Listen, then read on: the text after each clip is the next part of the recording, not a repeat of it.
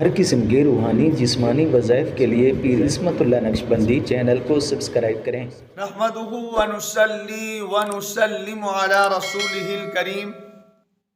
اما بعد فاعوذ بالله من الشیطان الرجیم بسم اللہ الرحمن الرحیم۔ اگر آپ علم میں اضافہ چاہتے ہیں، علم میں ترقی چاہتے ہیں، آپ چاہتے ہیں علم حاصل کرنے میں جو رکاوٹیں ہیں وہ ختم ہو جائیں، آپ چاہتے ہیں اللہ میرے حافظے کو قوی کر دے، میرا حافظہ مضبوط ہو جائے،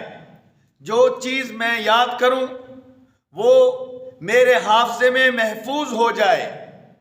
مجھ سے بھولے نہ، اور پھر درجہ بدرجہ میں علم حاصل کروں، ڈگریاں حاصل کروں، بڑا آدمی بنوں، عالم بنوں، حافظ بنوں، یا کوئی بھی دنیاوی ڈگری میں حاصل کروں، اس میں یہ ساری رکاوٹیں نہ ہوں اور میرے علم میں اضافہ ہو، میرے علم میں ترقی ہو اور رکاوٹیں ختم ہو جائیں، تو اس کے لیے ایک بہترین عمل ہے طلباء کے لیے، کالج یونیورسٹی کے پڑھنے والوں کے لیے، بچیوں کے لیے، بچوں کے لیے، مدارس کے طلباء جو علماء بن رہے ہیں، جو حفظاء بن رہے ہیں، جو قراء بن رہے ہیں، ان کے لیے یہ بہترین عمل ہے علمی ترقی اور علمی اضافے اور رکاوٹوں کو ختم کرنے کا۔ وہ عمل کیا ہے؟ 3 مرتبہ ہر نماز کے بعد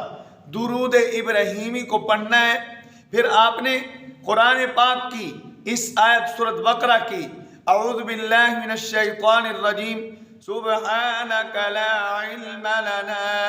الا ما علمتنا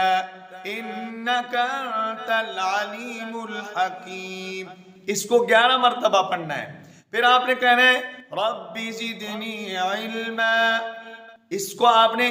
1 مرتبہ پڑھ لینا ہے،